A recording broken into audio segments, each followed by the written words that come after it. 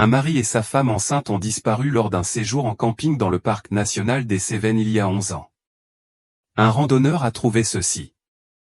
Sophie Dubois cherchait des réponses depuis 11 ans. Sa sœur Élodie Martin et son beau-frère Julien Martin s'étaient volatilisés sans laisser de traces lors de ce qui devait être une paisible randonnée dans le parc national des Cévennes en juillet 1999. Élodie était enceinte de 5 mois de leur premier enfant. L'enquête officielle avait conclu que le couple avait probablement été victime d'un animal sauvage ou s'était perdu dans l'immense étendue sauvage. Leur campement à camping de la Cascade avait été retrouvé intact, mais ils avaient simplement disparu. Aucun corps n'avait été retrouvé, et l'affaire était devenue un dossier classé en 6 mois. Sophie n'avait jamais accepté cette explication. Elle avait engagé des détectives privés, organisé des groupes de recherche et passé toutes ses vacances au cours de la dernière décennie à explorer différentes zones du parc. Aujourd'hui, elle suivait une piste après un appel reçu 3 jours plus tôt d'un randonneur nommé Adrien Zagne. « J'ai trouvé quelque chose que vous devez voir », avait dit Adrien en composant le numéro figurant sur les affichettes de personnes disparues que Sophie continuait de distribuer chaque année. J'étais en randonnée hors des sentiers principaux près du lac de Villefort, et j'ai trouvé ce qui semble être du matériel de camping ancien enfoui sous des rochers. Sophie retrouva Adrien au col de la Croix de Berthel à 8 heures du matin. Il était un ingénieur en informatique d'âge moyen, originaire de Lyon, qui randonnait seul lorsqu'il fit cette découverte. Ils conduisirent ensemble jusqu'au début du sentier, puis marchèrent pendant 2 heures à travers une forêt dense jusqu'à atteindre une zone isolée près d'un petit ruisseau. Je cherchais un endroit pour me reposer quand j'ai remarqué que ces rochers n'avaient pas l'air naturel, expliqua Adrien, désignant un tas de pierres à environ 30 mètres du ruisseau. Ils étaient trop parfaitement empilés. En les déplaçant, j'ai trouvé ceci. Il retira soigneusement plusieurs gros rochers, révélant une dépression dans le sol. À l'intérieur se trouvait un sac à dos partiellement décomposé, dont le tissu bleu était encore reconnaissable malgré des années d'exposition aux éléments. Le cœur de Sophie s'arrêta lorsqu'elle vit l'écusson jaune distinctif cousu sur la poche avant, un souvenir de leur voyage à Mont-Saint-Michel l'été précédent. « C'est le sac à dos de Julien », murmura-t-elle, s'agenouillant près de la tombe improvisée. « J'étais avec eux quand ils l'ont acheté. » À l'intérieur du sac, enveloppé dans ce qui restait d'un sac plastique, se trouvait le portefeuille de Julien, le permis de conduire d'Élodie et un petit appareil photo numérique. La carte mémoire de l'appareil était encore intacte. Adrien aida Sophie à extraire les objets avec précaution, comprenant l'importance de ce qu'ils avaient trouvé. Sophie alluma son téléphone portable, reconnaissante que cette zone ait récemment bénéficié d'une couverture grâce à une nouvelle antenne. Elle composa le numéro direct de l'agent Claire Lefebvre, qui avait dirigé l'enquête initiale. Agent Lefebvre, c'est Sophie Dubois. J'ai trouvé le sac à dos de Julien. Nous devons nous rencontrer immédiatement au lac de Villefort. L'agent arriva en 3 heures, accompagné de 2 gardes forestiers et d'un spécialiste médico-légal. Claire Lefebvre, une enquêtrice chevronnée, était frustrée par cette affaire non résolue depuis des années. Elle examina le sac à dos et son contenu avec un détachement professionnel, mais Sophie pouvait voir l'excitation dans ses yeux. « Cela change tout », dit Claire, en ensachant soigneusement les preuves. Le fait que leurs effets personnels aient été enterrés suggère un acte criminel. Nous devons élargir la zone de recherche immédiatement. La spécialiste médico-légale, Dr Marguerite Dupont, examina le site d'enfouissement pendant que les autres observaient. Ce n'était pas un hasard, conclut-elle. Quelqu'un a spécifiquement choisi cet endroit parce qu'il est à l'écart des sentiers de randonnée principaux, mais assez proche du ruisseau pour pouvoir s'y repérer dans l'obscurité. Le garde forestier André Moreau, qui avait fait partie de l'équipe de recherche initiale, étudia la zone avec une nouvelle compréhension. En 1999, nous avons concentré nos recherches sur les zones de camping officielles et les sentiers balisés. Nous n'avons jamais exploré aussi loin des sentiers battus, car nous pensions qu'ils n'auraient pas randonné ici, surtout avec Élodie enceinte. Claire téléchargea les photos de l'appareil photo numérique à l'aide d'un dispositif portable. La plupart montraient des clichés typiques de vacances pris plus tôt dans leur voyage, mais les dernières images étaient troublantes. Elles montraient Julien et Élodie à leur campement lors de leur dernière soirée, mais en arrière-plan de plusieurs photos, une silhouette en uniforme de garde forestier semblait les observer de loin. « Reconnaissez-vous cette personne ?» demanda Claire à André Moreau, lui montrant l'image agrandie sur l'écran de son ordinateur portable. André étudia la photo attentivement. Puis son expression changea. On dirait Victor Renaud. C'était un garde saisonnier à l'époque. Il travaillait les quarts de nuit. Il a quitté le service du parc environ 6 mois après la disparition de votre sœur. Sophie sentit un frisson lui parcourir l'échine. Pourquoi un garde forestier les observerait-il depuis les bois au lieu d'approcher directement leur campement? Claire prit des notes dans son dossier. Nous devons localiser Victor Renaud immédiatement. Savez-vous où il est allé après avoir quitté le service du parc? André secoua la tête. Il a disparu du jour au lendemain. Il a dit qu'il retournait dans l'Est pour se rapprocher de sa famille, mais il n'a jamais donné d'adresse de transfert. Les dossiers du personnel de cette époque pourraient contenir plus d'informations. Le groupe passa les 4 heures suivantes à effectuer une recherche systématique de la zone autour du site d'enfouissement. À l'aide de détecteurs de métaux et de radars à pénétration de sol, ils découvrirent 2 autres zones perturbées dans un rayon de 100 mètres. La première contenait le sac à main d'Élodie et ses bijoux, y compris son alliance. La seconde révéla la découverte la plus glaçante à ce jour. Dr Marguerite Dupont excava soigneusement ce qui semblait être des fragments de vêtements et d'objets personnels qui avaient été brûlés, puis enterrés. Parmi les restes carbonisés se trouvaient des morceaux de la robe de maternité distinctive d'Élodie et les chaussures de randonnée de Julien. Plus significatif encore, ils trouvèrent des fragments de ce qui semblait être un modèle de certificat de naissance et des formulaires médicaux. Mais quelqu'un essayait de dissimuler plus qu'un meurtre, observa Claire sombrement. Ces formulaires médicaux suggèrent qu'il prévoyait de falsifier des documents pour le bébé d'Élodie. Sophie peinait à assimiler les implications. Voulez-vous dire que quelqu'un a tué Julien et enlevé Élodie? Mais pourquoi l'aurait-il gardé en vie? L'expression de Claire était grave. En 1999, il existait un marché noir important pour des bébés en bonne santé, surtout issus de familles de classe moyenne éduquées comme la vôtre. Élodie et Julien correspondaient parfaitement au profil. Jeunes, en bonne santé, sans antécédents de toxicomanie ou de problèmes génétiques. L'équipe d'enquête établit un poste de commandement sur le site et commença à traiter les preuves. Claire appela des renforts de la gendarmerie nationale et des experts médico-légaux. Elle lança également une recherche nationale pour retrouver Victor Renaud, en commençant par les registres d'emploi et les associés connus. Alors que le soleil commençait à se coucher, Sophie se retrouva à fixer l'endroit où les affaires de sa sœur avaient été cachées pendant 11 ans. La découverte qui aurait dû apporter une conclusion ouvrait au contraire des possibilités terrifiantes. Si Élodie avait été gardée en vie, qu'était-il arrivé à elle et à son bébé? Était-il encore vivant quelque part? Claire s'approcha d'elle avec un dossier. J'ai examiné les dossiers du personnel de Victor Renaud. Il y a plusieurs signaux d'alarme que nous avons manqués lors de l'enquête initiale. Il avait été réprimandé 2 fois pour un comportement inapproprié envers des campeuses, et son évaluation psychologique notait des attitudes préoccupantes concernant les valeurs familiales et le bien-être des enfants. Adrien Zagne, qui était resté sur le site toute la journée, s'approcha de Sophie alors qu'elle se préparait à partir. Je suis désolé que cette découverte ait apporté plus de questions que de réponses, dit-il doucement. Mais au moins, vous savez maintenant que votre instinct était juste depuis toutes ces années.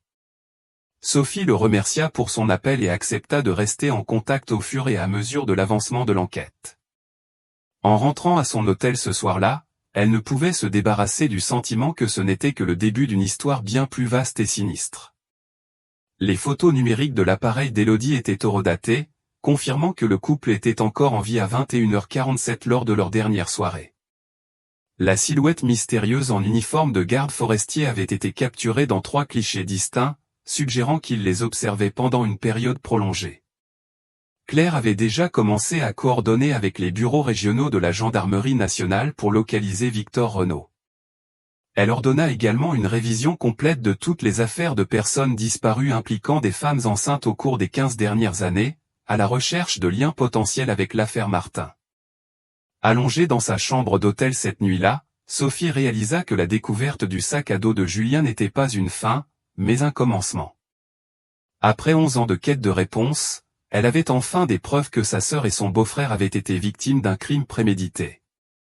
La question était maintenant de savoir si Élodie et son bébé avaient survécu, et si oui, où ils pourraient être aujourd'hui. L'agent Claire Lefebvre arriva au bureau régional de la gendarmerie nationale à Lyon à 6 heures du matin, 3 jours après la découverte au lac de Villefort. L'affaire Martin avait été transférée sous sa juridiction en raison de son lien avec une possible opération de traite humaine interrégionale. Elle avait déjà constitué une équipe de 6 agents et requis l'assistance de l'Office central pour la répression de la traite des êtres humains, OCRTE. Les preuves du site d'enfouissement avaient été analysées au laboratoire médico-légal de Versailles. Les résultats confirmèrent que les traces de sang sur les vêtements d'Élodie correspondaient aux échantillons d'ADN fournis par Sophie Dubois 11 ans plus tôt. Plus significatif encore, les experts avaient récupéré des empreintes digitales partielles sur le sac plastique contenant le portefeuille de Julien. Claire étala les dossiers de l'affaire sur la table de conférence alors que son équipe se réunissait pour le briefing matinal. L'agent François Dubois, spécialiste des affaires de traite humaine, avait rejoint l'équipe depuis le bureau de Grenoble. L'agent Amélie Zagne apportait son expertise en enquête sur les dossiers classés, tandis que l'agent Théo Garcia s'occupait des analyses numériques et des recherches dans les bases de données. Victor Renaud est notre principal suspect depuis 72 heures, commença Claire. Nous avons confirmé qu'il a travaillé comme garde forestier saisonnier de mai à septembre 1999. Son contrat a été résilié le 15 janvier 2000, officiellement pour des raisons budgétaires, mais les notes du personnel indiquent des préoccupations quant à ses performances. François consulta son ordinateur portable. J'ai vérifié Renaud dans toutes les bases de données auxquelles nous avons accès. Les registres de sécurité sociale montrent qu'il a touché des allocations chômage dans les Hautes-Alpes jusqu'en mars 2000, puis plus rien jusqu'à ce qu'il redemande des allocations en Ardèche en 2003. Après cela, il disparaît des registres officiels. Claire désigna une carte du sud-est de la France accrochée au mur, correspondant au profil de quelqu'un qui voulait disparaître.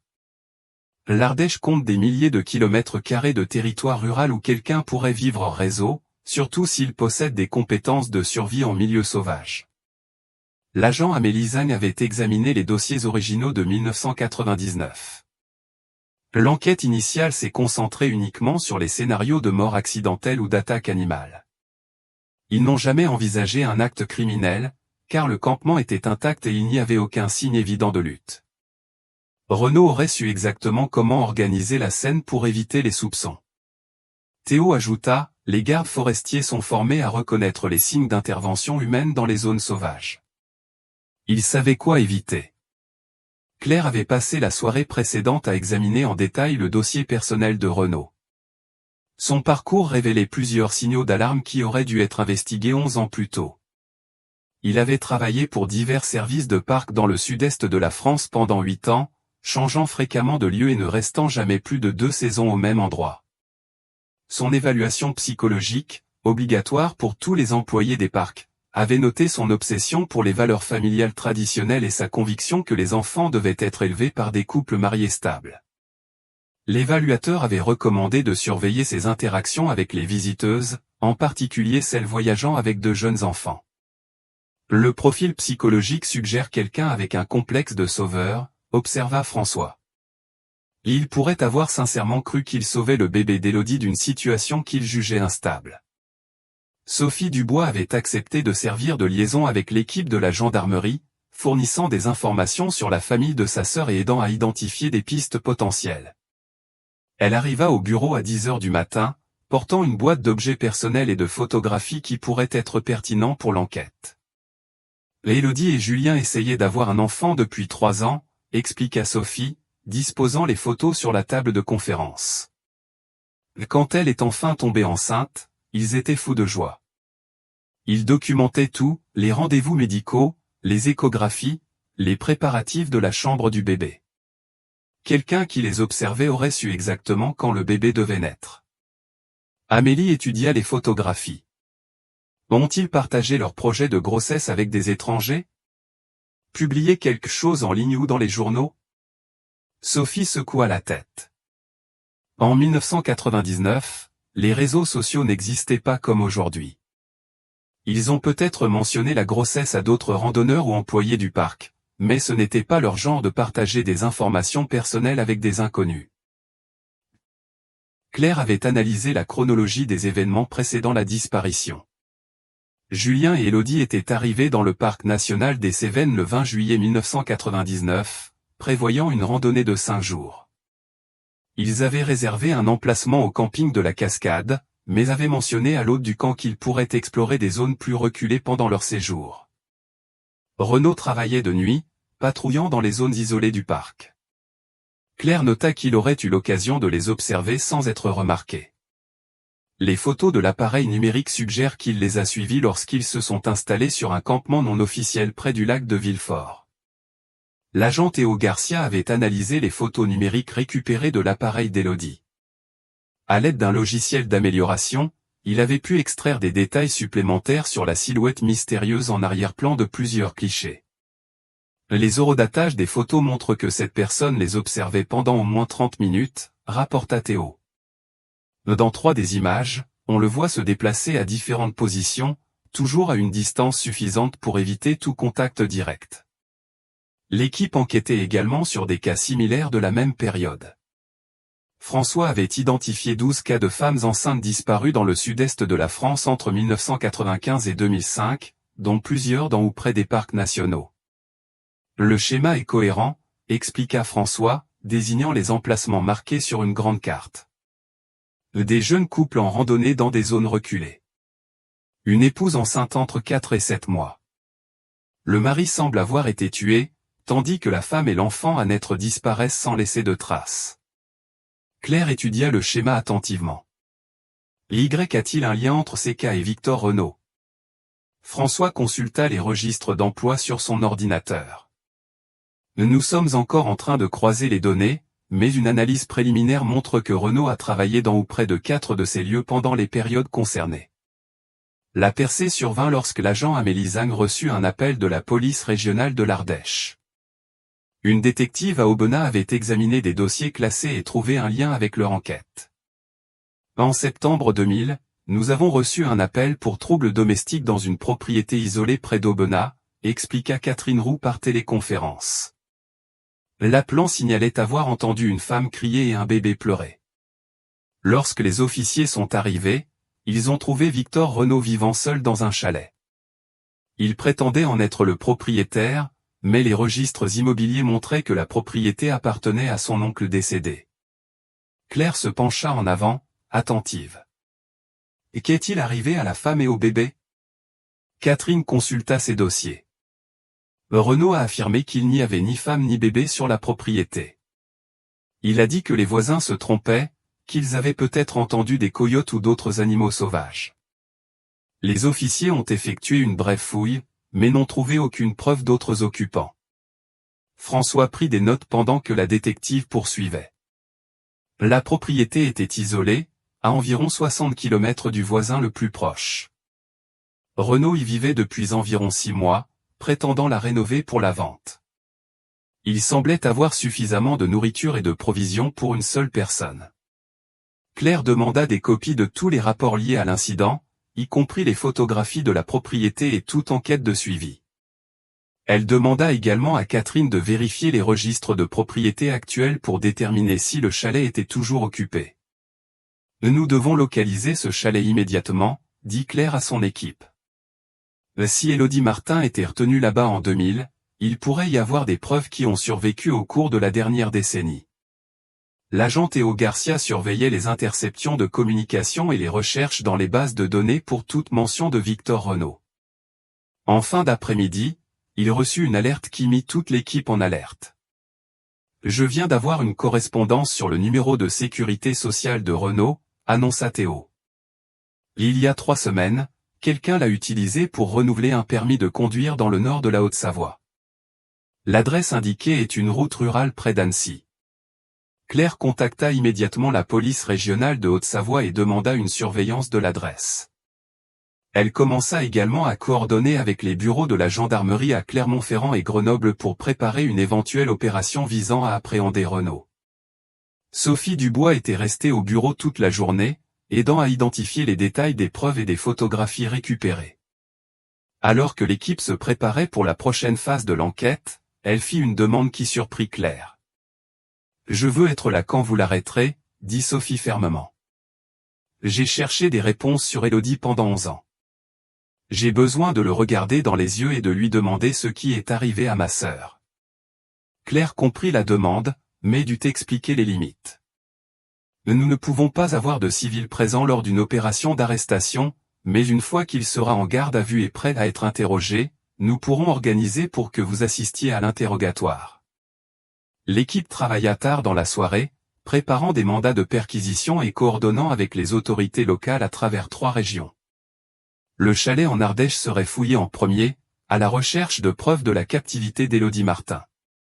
Si cette fouille donnait des résultats, il passerait immédiatement à l'arrestation de Victor Renaud à son emplacement actuel en Haute-Savoie.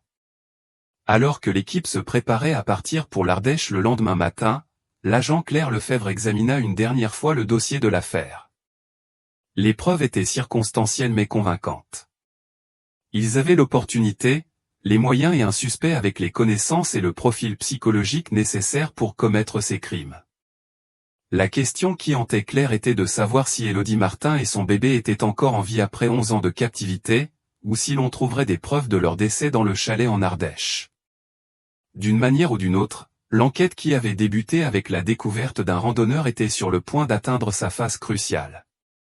L'équipe spéciale du FBI arriva sur une propriété isolée dans les Vosges à l'aube du 15 août 2010. La cabane était située sur 16 hectares de terrain densément boisé, accessible uniquement par un chemin de terre étroit qui serpentait à travers des pins touffus sur 5 km depuis la route goudronnée la plus proche. L'agent Claire Dubois avait coordonné avec la gendarmerie de Lorraine et l'équipe de collecte de preuves du FBI pour garantir une fouille minutieuse. La lieutenante Sophie Martin rencontra l'équipe fédérale à la limite de la propriété, portant les dossiers de l'appel pour troubles domestiques de 2000. La cabane est vide depuis environ 6 mois, rapporta TL. Les gendarmes locaux passent occasionnellement, mais c'est si isolé que personne n'y prête vraiment attention. La structure était une cabane en rondin à 2 étages construite dans les années 1970, avec des fondations en pierre et un toit en métal. Un garage détaché se trouvait à 50 mètres, et plusieurs dépendances étaient éparpillées sur la propriété. L'agent Dubois nota que l'emplacement était parfait pour dissimuler des activités criminelles, totalement isolé avec de multiples voies de fuite à travers la nature environnante. L'agent Julien Moreau dirigea l'équipe de collecte de preuves, tandis que l'agent Camille Laurent documentait la scène avec des photographies et des vidéos. L'agent Lucas Fournier se concentra sur la recherche d'appareils électroniques ou d'équipements de communication susceptibles de fournir des indices sur l'emplacement actuel de Denis Lefebvre. La porte d'entrée était sécurisée par un cadenas, mais celui-ci semblait neuf. Dubois le coupa avec une pince à boulon, et l'équipe entra, arme à la main, bien que la surveillance ait confirmé que la propriété était inoccupée. L'intérieur révélait des signes d'habitation récente malgré son statut officiellement vacant. La pièce principale contenait un mobilier sommaire et un poêle à bois qui montraient des traces d'utilisation récente. Plus significativement, Dubois découvrit des modifications de la structure originale suggérant un confinement à long terme de prisonniers. Les fenêtres avaient été recouvertes de planches épaisses et fixées avec des supports en acier. Les portes intérieures avaient été renforcées avec des verrous qui ne pouvaient être ouverts que de l'extérieur. L'agent Laurent photographia une chambre au rez-de-chaussée qui avait été transformée en ce qui ne pouvait être décrit que comme une cellule. La fenêtre était complètement obstruée. Les murs avaient été insonorisés avec de l'isolant et du contreplaqué, et une lourde porte en acier avait remplacé l'original. À l'intérieur, ils trouvèrent un matelas au sol, des installations sanitaires de base et des étagères remplies de conserves et de fournitures médicales. Et quelqu'un était définitivement retenu ici, observa Laurent, en documentant des marques de griffures sur les murs près de la porte. Cela ressemble à des marques d'ongles, probablement de quelqu'un essayant de s'échapper. Dans un placard adjacent à la cellule improvisée, l'agent Moreau découvrit une collection d'objets qui rendit l'enquête de l'équipe soudainement personnelle. Cachés derrière un faux mur, il y avait des boîtes contenant des vêtements de femmes, des fournitures pour nourrissons et, plus choquant encore, un kit médical de qualité hospitalière, incluant du matériel pour un accouchement d'urgence. Dubois examina les fournitures médicales avec soin.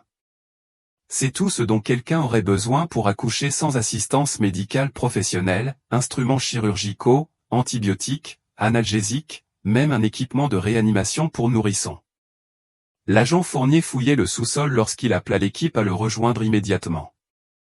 Il avait découvert ce qui semblait être un atelier où des documents officiels pouvaient être falsifiés.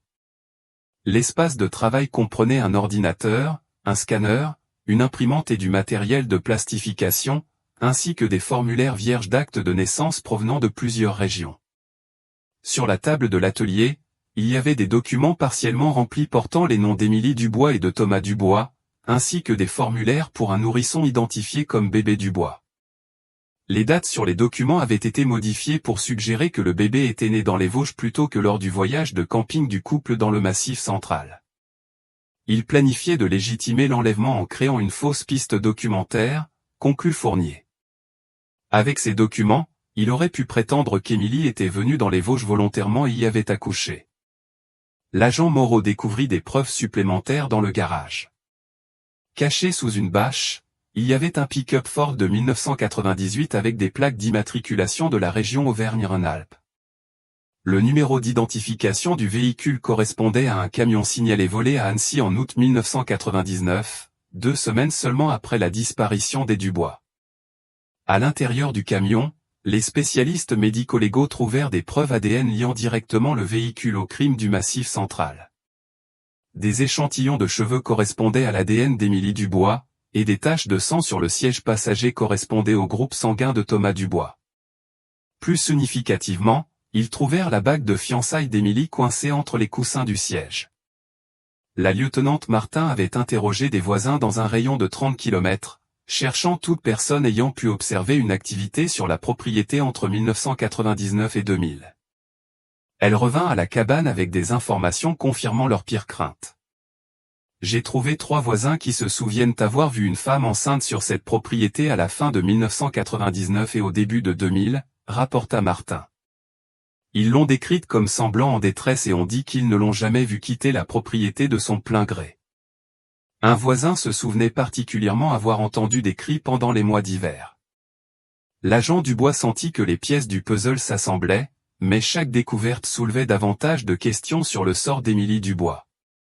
Les preuves montraient clairement qu'elle avait été amenée à cet endroit et retenue captive, mais rien n'indiquait ce qui lui était arrivé, à elle ou à son bébé, après 2000. L'agent Laurent photographiait chaque pièce en détail lorsqu'elle fit une découverte qui changea complètement la direction de leur enquête. Dans ce qui semblait être une chambre d'enfant au 2e étage, elle trouva une note manuscrite cachée sous une lame de plancher descellée. La note était écrite au crayon sur un morceau de carton déchiré. Je m'appelle Émilie Dubois. J'ai été enlevée dans le Massif central avec mon mari, Thomas, en juillet 1999. Mon bébé est né ici le 3 décembre 1999. Denis Lefebvre a tué Thomas et me retient prisonnière. S'il m'arrive quelque chose, veuillez dire à ma sœur Élise que je l'aime et que j'ai essayé de protéger mon bébé. Dubois lut la note plusieurs fois, les mains légèrement tremblantes. C'est l'écriture d'Émilie, confirma-t-elle en la comparant aux échantillons fournis par Élise Renaud. Elle était en vie au moins jusqu'en décembre 1999, et le bébé est né ici. La note continuait, Denis pense qu'il sauve mon bébé de ce qu'il appelle une famille indigne. Il a préparé des documents pour emmener le bébé ailleurs. Il parle de personnes prêtes à payer beaucoup d'argent pour un bébé blanc en bonne santé. J'écris ceci au cas où je ne survivrai pas et que quelqu'un le trouverait plus tard. L'agent Fournier analysait l'équipement informatique dans l'atelier du sous-sol. Il parvint à récupérer des fichiers supprimés qui révélaient l'ampleur de l'opération criminelle de Denis Lefebvre.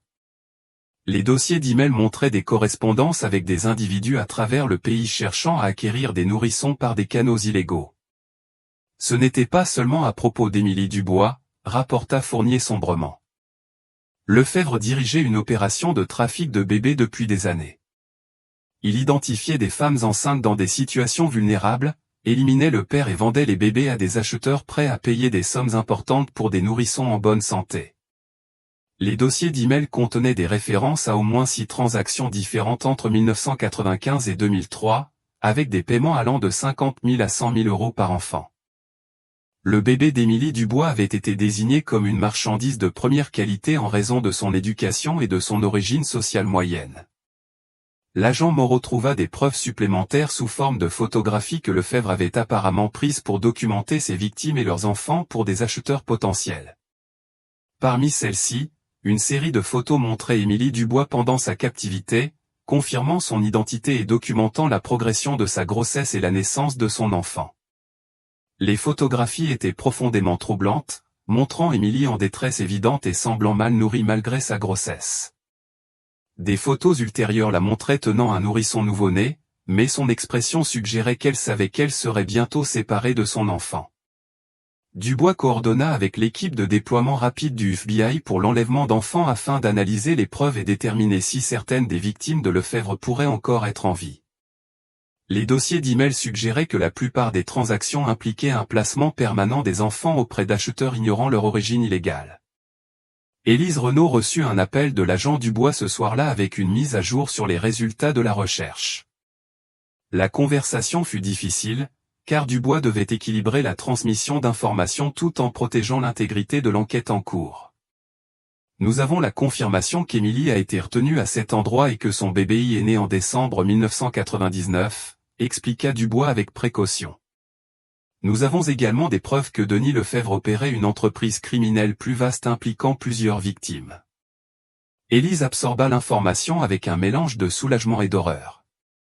Soulagement d'avoir enfin la preuve de ce qui était arrivé à Émilie, mais horreur à la réalisation que sa sœur avait enduré des mois de captivité et avait été forcée d'accoucher dans ces circonstances.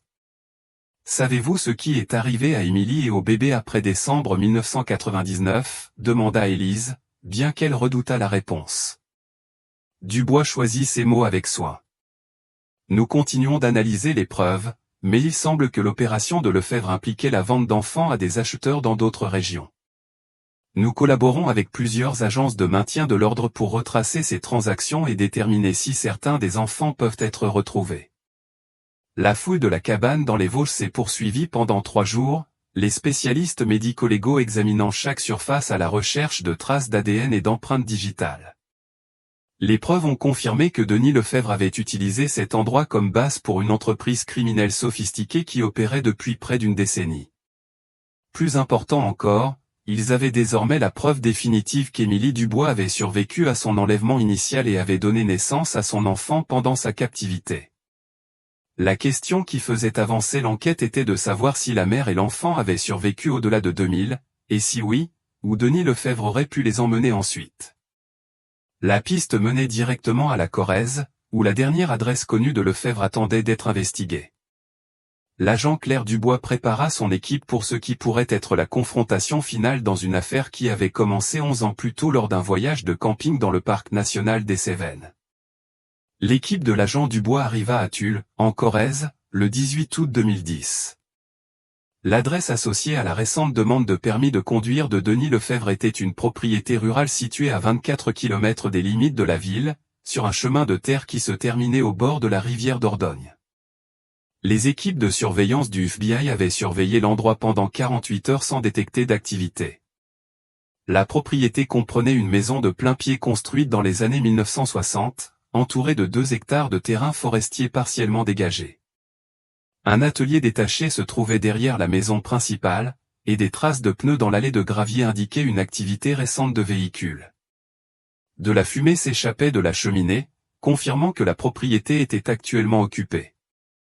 L'agent Lucas Fournier avait analysé les dossiers financiers associés aux alias connus de Denis Lefebvre. Les relevés bancaires montraient des dépôts réguliers en espèces au cours des 10 dernières années, compatibles avec des revenus provenant d'activités illégales. Plus significativement, les factures de services publics et les registres fiscaux indiquaient que Lefebvre utilisait cet endroit comme résidence permanente depuis 2003.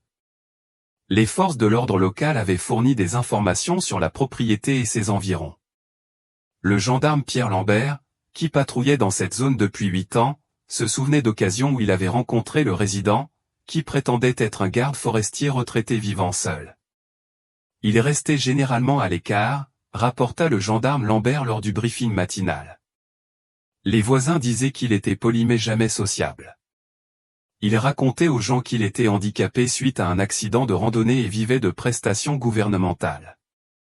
Personne ne soupçonnait quoi que ce soit d'inhabituel.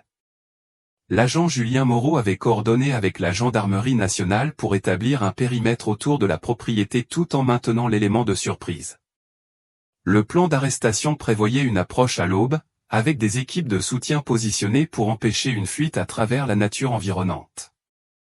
Dubois avait minutieusement examiné le profil psychologique de Lefebvre en préparation de la confrontation. Son histoire suggérait qu'il ne se rendrait pas facilement et pourrait tenter de détruire des preuves ou de faire du mal à d'éventuelles victimes retenues sur la propriété.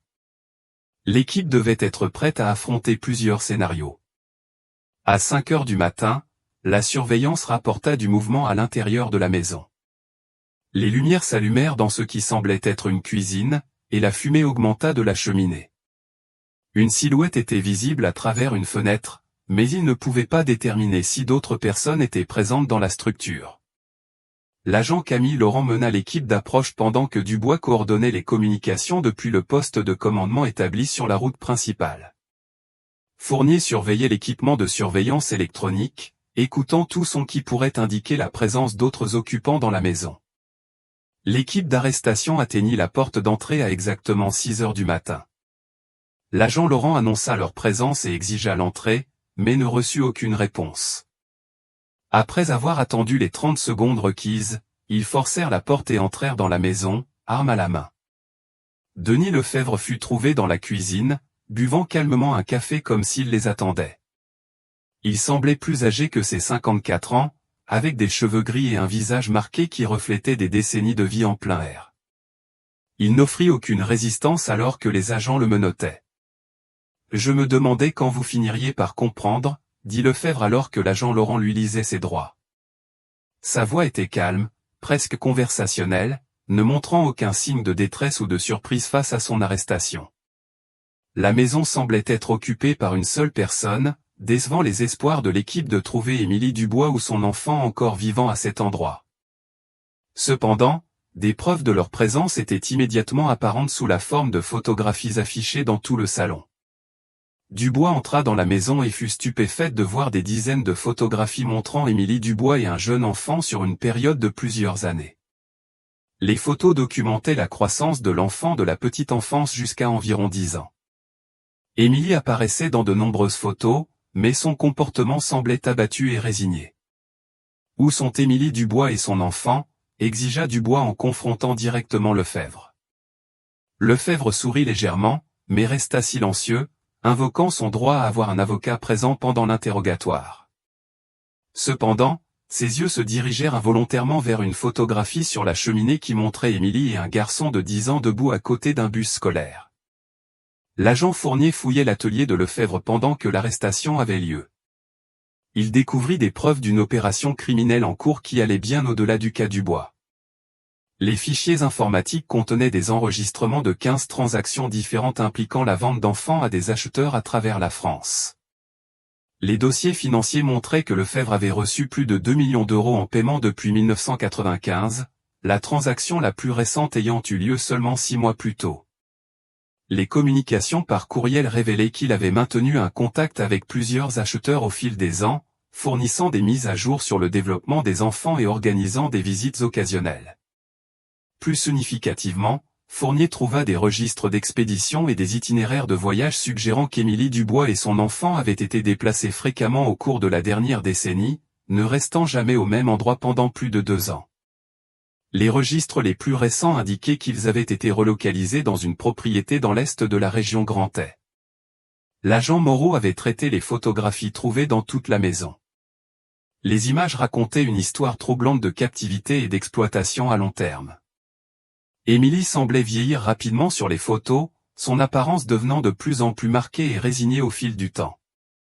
L'enfant, cependant, semblait en bonne santé et bien soigné, suggérant qu'il ignorait la véritable nature de sa situation.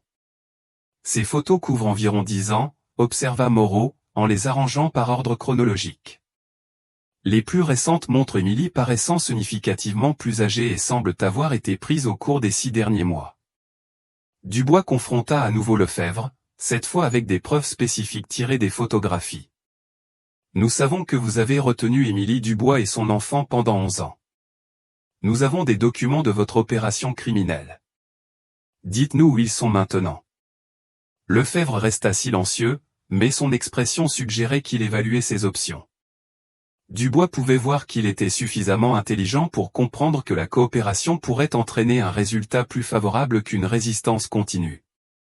L'agent Laurent avait interrogé les voisins dans un rayon d'1 kilomètre autour de la propriété de Lefebvre. Une femme âgée qui vivait le plus près de sa maison fournit des informations confirmant leurs soupçons d'activité criminelle en cours. J'ai vu une femme et un jeune garçon lui rendre visite occasionnellement au fil des ans, rapporta Marthe Dubois. Elle semblait nerveuse et ne parlait jamais à personne dans le voisinage. Le garçon était poli mais semblait avoir peur de s'éloigner de la vue de l'homme. La description de la femme par Marthe correspondait à l'apparence d'Émilie Dubois, et son récit de l'âge du garçon correspondait à la chronologie établie par d'autres preuves. Plus important encore, elle les avait vus il y a seulement 3 mois. La dernière fois que je les ai vus, il chargeait des bagages dans son camion, continua-t-elle. La femme a regardé en arrière vers la maison comme si elle avait peur de partir. Le garçon semblait excité à l'idée d'aller quelque part, mais elle avait juste l'air triste. Dubois réalisa qu'Émilie et son enfant avaient été déplacés à nouveau, probablement pour éviter d'être détectés alors que les agences de maintien de l'ordre intensifiaient leurs recherches de Denis Lefebvre. La question était de savoir s'ils étaient encore en vie et si Lefebvre pouvait être persuadé de révéler leur emplacement actuel. L'agent Fournier avait récupéré des fichiers informatiques supprimés qui fournissaient un aperçu supplémentaire de l'opération de Lefebvre. Les correspondances par courriel révélaient qu'il avait négocié avec un acheteur qui voulait acheter l'enfant d'Émilie de manière permanente, le séparant de sa mère pour la première fois. L'acheteur, identifié uniquement par le nom de code famille Phoenix, avait offert 300 000 € pour la garde exclusive du garçon. Les courriels récents suggéraient que la transaction était prévue pour avoir lieu dans le mois suivant, donnant une urgence aux efforts du FBI pour les localiser. Dubois retourna dans la salle d'interrogatoire où Lefebvre était assis avec son avocat commis d'office. Elle lui présenta des preuves de la transaction imminente et indiqua clairement que le temps pressait pour qu'il coopère. « Nous savons pour la transaction avec la famille Phoenix, déclara-t-elle directement. Nous savons qu'Émilie et son enfant sont déplacés pour finaliser cette vente. Si vous nous aidez à les localiser avant que cela n'arrive, nous pouvons discuter de la réduction des accusations portées contre vous. » Lefebvre consulta son avocat pendant plusieurs minutes avant de répondre. Lorsqu'il parla enfin, ces mots glacèrent tout le monde dans la pièce. « Émilie Dubois est morte il y a 2 ans, dit-il calmement. Elle est tombée malade et a refusé de se faire soigner car elle avait peur d'être découverte. Le garçon ne sait pas quelle était sa vraie mère. Il pense qu'elle n'était qu'une gardienne qui a dû partir. » Claire Dubois sentit son cœur se serrer, mais elle insista pour obtenir plus d'informations. « Où est l'enfant maintenant? Qui en a la garde ?» L'avocat de Lefebvre lui conseilla de rester silencieux, mais il semblait poussé à continuer de parler. Le garçon est en sécurité. Il est avec une bonne famille maintenant. Il pense l'avoir adopté légalement par une agence privée. Il est heureux là-bas. L'agent Julien Moreau se pencha avec attention. Quelle famille? Où se trouve-t-il? Lefebvre regarda directement Dubois. Ma chère, si je vous le dis, pouvez-vous garantir qu'il pourra rester avec la seule famille qu'il ait jamais connue? Il s'occupe de lui depuis l'année dernière. Il l'aime. Dubois réalisa qu'ils étaient confrontés à un dilemme éthique qui allait au-delà des poursuites pénales. Si Émilie Dubois était effectivement morte, son enfant était la seule victime survivante qui pouvait être sauvée. Cependant, le retirer d'un environnement domestique stable pourrait causer un traumatisme supplémentaire. Nous devons vérifier qu'il est en sécurité et déterminer son statut légal, répondit Dubois avec précaution. Notre principale préoccupation est son bien-être, mais nous devons aussi garantir la justice pour sa mère et son père. Lefebvre fournit une adresse à Dijon, en Bourgogne, ainsi que les noms de la famille qui pensait avoir légalement adopté le fils d'Émilie. Il révéla également que le garçon avait reçu le nom de Michel Renaud et n'avait aucune connaissance de sa véritable identité ou des circonstances de sa naissance. Alors que les agents du FBI se préparaient à se rendre à Dijon pour localiser le fils d'Émilie Dubois, Dubois réfléchit à la complexité d'une affaire qui avait débuté comme une simple enquête sur une personne disparue. Ils avaient résolu le mystère de ce qui était arrivé à Thomas et Émilie Dubois. Mais la résolution soulevait de nouvelles questions sur la justice, la famille et les conséquences à long terme des actes criminels. L'agent Dubois arriva à Dijon, en Bourgogne, à 8 heures du matin le 20 août 2010, accompagné de l'agent Camille Laurent et d'une spécialiste de la division des services aux victimes du FBI. L'adresse fournie par Denis Lefebvre les mena à un quartier résidentiel de classe moyenne où des enfants faisaient du vélo dans des rues bordées d'arbres et où les familles entretenaient des jardins bien soignés. La famille Renaud vivait dans une maison coloniale à 2 étages avec une clôture blanche et un portique dans le jardin. Selon les informations de Lefebvre, il s'occupait du fils d'Émilie Dubois depuis 1 an, pensant l'avoir adopté légalement par une agence privée. L'agent Dubois avait passé la soirée précédente à revoir les protocoles de protection de l'enfance et à consulter les conseillers juridiques du FBI sur la situation complexe à laquelle ils étaient confrontés. Le garçon, maintenant âgé de 11 ans, n'avait aucune connaissance de sa véritable identité et vivait avec ce qui semblait être une famille aimante, ignorant ses origines illégales. La docteure Sophie Bernard, psychologue pour enfants du FBI, avait rejoint l'équipe pour évaluer la situation et fournir des conseils sur la manière de gérer la découverte du garçon et son éventuel retrait de son foyer actuel. Elle souligna que toute intervention devait prioriser le bien-être psychologique de l'enfant tout en recueillant des preuves sur son identité et son histoire. La surveillance de la maison Renaud avait confirmé qu'un garçon de 11 ans correspondant à la description du fils d'Émilie Dubois vivait à cette adresse. Il fut observé quittant la maison pour l'école ce matin-là avec 2 autres enfants, suggérant qu'il était bien intégré dans la structure familiale. L'agent Laurent avait recherché des informations sur les antécédents de la famille Renaud à travers les registres publics et les bases de données des forces de l'ordre. Robert et Claire Renaud étaient tous 2 enseignants, sans antécédents criminels. Mariés depuis 15 ans, ils avaient lutté contre l'infertilité avant de décider d'adopter. Ils semblaient être des victimes légitimes de l'entreprise criminelle de Denis Lefebvre. Dubois décida d'aborder la situation avec prudence, commençant par une conversation avec la famille Renaud pour déterminer ce qu'ils savaient du passé du garçon et comment ils avaient organisé l'adoption. Elle voulait éviter de traumatiser l'enfant ou ses parents adoptifs si possible. Claire Renaud ouvrit la porte lorsque les agents du FBI se présentèrent. C'était une femme d'une 40aine d'années avec des cheveux grisonnants et des yeux bienveillants qui montrèrent immédiatement de l'inquiétude lorsqu'elle vit les insignes des agents fédéraux. « Est-ce à propos de Michel ?» demanda-t-elle immédiatement, les invitant dans son salon. « Nous avons toujours craint qu'il y ait un problème avec ses papiers d'adoption. » L'agence qui s'en est occupée semblait désorganisée. L'agent Dubois expliqua qu'ils enquêtaient sur une affaire impliquant des enfants disparus et devaient vérifier des informations sur le passé de Michel. Elle évita soigneusement de mentionner l'affaire Dubois spécifiquement jusqu'à ce qu'il puisse déterminer ce que la famille Renaud savait. Robert Renaud fut appelé à rentrer de son travail au lycée local où il enseignait les mathématiques.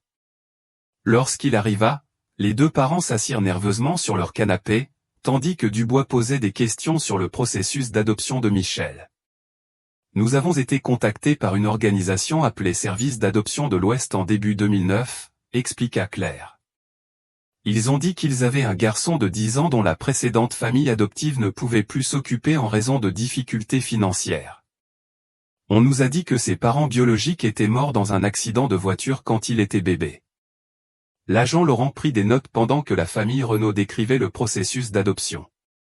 Ils avaient payé 15 000 € de frais et avaient reçu ce qui semblait être une documentation officielle du statut légal du garçon.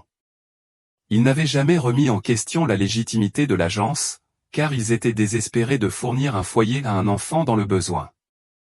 Michel était traumatisé lorsqu'il est arrivé chez nous, ajouta Robert. Il ne parlait pas de sa précédente famille et semblait avoir peur que nous le renvoyions. Il a fallu des mois pour qu'il ait confiance que c'était son foyer permanent. Dubois demanda à voir les documents d'adoption. Les papiers semblaient professionnels et incluaient ce qui semblait être des sceaux officiels de l'État et des signatures. Cependant, l'agent Fournier avait déjà confirmé que les services d'adoption de l'Ouest étaient une organisation fictive créée par Denis Lefebvre pour légitimer ses activités illégales. La docteure Bernard interrogea la famille Renaud sur le comportement et l'état émotionnel de Michel depuis qu'il avait rejoint leur famille. Leur description dépeignait un enfant qui avait vécu un traumatisme important mais qui guérissait progressivement dans un environnement stable. « Il fait parfois des cauchemars », dit Claire doucement. « Il parle dans son sommeil d'une certaine Émilie. Nous pensions que c'était peut-être une sœur ou une gardienne de son précédent placement, mais il prétend ne se souvenir de personne portant ce nom. » L'agent Dubois ressentit le poids émotionnel de la situation. Michel Renaud était bien le fils d'Émilie Dubois, appelant sa mère assassinée dans son sommeil tout en vivant avec des gens qu'il aimait sincèrement mais ignorait son véritable passé. L'équipe décida d'observer Michel à l'école avant de prendre des décisions sur la manière de procéder. Il devait évaluer son état émotionnel et déterminer la meilleure approche pour révéler sa véritable identité tout en minimisant le traumatisme pour toutes les parties impliquées. À l'école élémentaire Victor Hugo, ils observèrent par une fenêtre de classe pendant que Michel participait à une leçon de mathématiques de CM2. Il semblait être un garçon de 11 ans normal, interagissant avec ses camarades de classe et son professeur d'une manière qui suggérait qu'il s'était bien adapté à son environnement actuel. Pendant la pause déjeuner, ils observèrent ses interactions avec les autres enfants. Il semblait populaire et confiant, riant avec ses amis et participant à des jeux dans la cour. Il n'y avait aucun signe évident du traumatisme qu'il avait enduré pendant ses premières années avec Denis Lefebvre. L'agent Laurent parla avec l'enseignante de Michel, Madame Sophie Martin, sans révéler le véritable but de leur enquête. L'enseignante décrivit Michel comme un excellent élève qui avait montré des progrès remarquables depuis son inscription à l'école l'année précédente. Quand Michel s'est inscrit, il semblait très renfermé et anxieux face aux figures d'autorité, expliqua Madame Martin. Mais la famille Renaud a été merveilleuse pour lui. Il est devenu l'un de mes élèves les plus engagés. Dubois réalisa que retirer Michel du foyer Renaud causerait probablement des dommages psychologiques importants, mais ils avaient également l'obligation légale d'informer ses parents biologiques de sa découverte. Élise Renaud avait cherché son neveu pendant 11 ans et avait le droit de savoir qu'il était vivant. La docteure Bernard recommanda une approche progressive qui permettrait à Michel d'apprendre son véritable passé tout en maintenant la stabilité de sa situation actuelle. Elle suggéra qu'Élise Renaud soit présentée comme une amie de la famille au départ, permettant à Michel de développer une relation avec sa tante biologique sans le traumatisme d'une perturbation familiale immédiate. L'équipe retourna à la maison Renaud cet après-midi-là pour commencer le processus difficile de révéler la vérité sur le passé de Michel. Dubois avait décidé d'être honnête avec les parents adoptifs sur la situation tout en travaillant ensemble pour déterminer la meilleure ligne de conduite pour le bien-être de Michel. Le garçon que vous connaissez sous le nom de Michel Renaud s'appelle en réalité Thomas Dubois Jr., expliqua Dubois doucement. Ses parents, Thomas et Émilie Dubois, ont été assassinés par l'homme qui a organisé son adoption illégale. Sa tante biologique le recherche depuis 11 ans. Claire Renaud se mit à pleurer immédiatement tandis que Robert restait assis, abasourdi. Ils avaient suspecté que quelque chose n'allait pas avec le processus d'adoption, mais ils n'avaient jamais imaginé que leur fils bien-aimé était la victime d'un crime aussi horrible. « Et que va-t-il se passer maintenant » demanda Robert calmement. « Allez-vous nous l'enlever » Dubois les rassura en disant que la principale préoccupation du FBI était le bien-être de Michel, et non la punition de victimes innocentes. Nous pensons que la meilleure approche est de travailler ensemble pour aider Michel à découvrir son véritable passé tout en maintenant la stabilité dont il a besoin. Cela nécessitera la coopération de toutes les parties impliquées. L'agent Laurent organisa le voyage immédiat d'Élise Renaud à Dijon. Le plan était de la présenter à Michel comme une amie de la famille qui connaissait ses parents biologiques, lui permettant d'apprendre progressivement son passé sans le choc d'une perturbation familiale soudaine. À la fin de la journée, Dubois réfléchit à la complexité d'une affaire qui avait évolué bien au-delà d'une simple enquête sur une personne disparue. Ils avaient résolu le mystère de ce qui était arrivé à Thomas et Émilie Dubois. Mais la résolution exigeait une navigation prudente des questions juridiques, éthique et émotionnelle qui affecterait plusieurs familles. Le garçon, né dans une cabane isolée des Vosges pendant la captivité de sa mère, était maintenant un élève de 11 ans qui avait trouvé stabilité et amour avec une famille qui avait été trompée sur ses origines. Le défi consistait à garantir la justice pour ses parents assassinés tout en protégeant son bien-être émotionnel futur. L'entreprise criminelle de Denis Lefebvre avait détruit de nombreuses vies, mais elle avait aussi, par inadvertance, créé de nouveaux liens familiaux qu'il fallait respecter et préserver. L'enquête du FBI entrait dans sa phase la plus délicate, nécessitant de la sensibilité et de la sagesse plutôt que des tactiques traditionnelles des forces de l'ordre.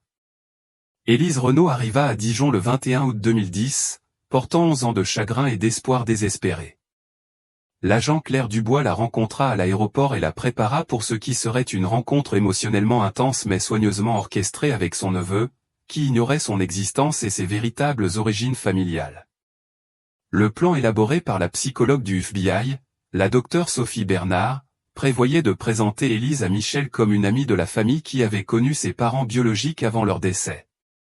Cette approche permettrait à Michel d'apprendre progressivement l'existence de sa famille biologique sans le choc de découvrir que toute son histoire de vie avait été fabriquée. Élise avait passé le vol à étudier les récentes photographies de Michel, luttant pour concilier l'image de cet garçon de 11 ans en bonne santé et heureux avec ses souvenirs de sa sœur enceinte 11 ans plus tôt. La ressemblance familiale était indéniable. Michel avait les cheveux bruns d'Émilie et les traits du visage de Thomas, créant un rappel vivant de la famille qui avait été détruite. À la maison des Renaud, Claire et Robert avaient passé la matinée à préparer Michel pour la visite d'Élise, décrite comme une personne souhaitant partager des histoires sur ses parents biologiques. Ils avaient décidé de révéler sa véritable identité progressivement sur plusieurs jours ou semaines, selon sa préparation émotionnelle. Michel semblait curieux, mais pas anxieux à l'idée de rencontrer Élise. Ses parents adoptifs lui avaient dit qu'elle était amie avec ses parents biologiques et qu'elle avait des photos et des histoires à partager. Cette approche lui semblait naturelle, car il s'était toujours interrogé sur sa famille biologique. Quand Élise vit Michel jouer dans le jardin des Renaud, elle dut s'appuyer contre la voiture de l'agent Dubois pour se stabiliser. Le garçon qui tapait dans un ballon de football ressemblait de manière frappante à Thomas et Émilie Dubois, et ses mouvements animés lui rappelaient puissamment sa sœur au même âge. Il ressemble exactement à Émilie quand elle avait 11 ans, murmura Élise à Dubois. La même expression quand il se concentre, la même façon de pencher la tête quand il réfléchit. La docteure Bernard avait longuement coaché Élise sur la manière d'aborder cette première rencontre. L'objectif était d'établir une relation confortable tout en introduisant progressivement des informations sur ses parents biologiques sans l'accabler de trop de détails trop rapidement. Claire Renaud fit entrer Michel dans le salon et le présenta à Élise comme Madame Renaud, une amie de tes parents biologiques. Michel serra la main poliment et s'assit en face d'Élise, étudiant son visage avec des yeux curieux. Tes parents étaient des personnes très spéciales, commença Élise, sa voix soigneusement contrôlée. J'ai quelques photos que je pensais que tu aimerais voir si tu es intéressé. Michel hocha la tête avec enthousiasme. La famille Renaud avait toujours été honnête sur le fait que ses parents biologiques étaient morts quand il était très jeune, mais il n'avait ni photos ni objets personnels à lui partager. L'opportunité de voir des photos de ses parents biologiques était excitante plutôt qu'effrayante. Élise lui montra des photos du mariage de Thomas et Émilie, de leur voyage de noces, et de divers rassemblements familiaux. Elle choisit soigneusement des images montrant des personnes heureuses et aimantes qui auraient adoré leur fils s'ils avaient vécu pour l'élever. C'était ta mère quand elle avait à peu près ton âge, dit Élise, lui montrant une photo d'Émilie à 11 ans. Tu lui ressembles beaucoup. Elle était intelligente, drôle et aimait lire des livres d'aventure et de mystère. Michel étudia la photo attentivement. Elle me ressemble vraiment. Comment était mon père? Élise lui montra des photos de Thomas jouant au basket à l'université, travaillant dans son jardin, et riant avec des amis lors de barbecues familiaux. Ton père était doux et gentil. Il aimait être en plein air et enseigner aux gens sur la nature. Il t'aurait emmené camper et randonner s'il avait vécu. L'agent Dubois observa l'interaction avec attention, notant que Michel semblait à l'aise et engagé plutôt que perturbé par l'apprentissage de ses parents biologiques. La docteure Bernard avait prédit que les enfants ayant vécu un traumatisme précoce recherchaient souvent des informations sur leurs origines une fois qu'ils se sentaient suffisamment en sécurité pour les traiter. Au cours de l'heure suivante, Élise partagea des histoires soigneusement sélectionnées sur la relation de Thomas et Émilie, leur excitation à devenir parents, et leurs projets pour l'avenir de leur enfant.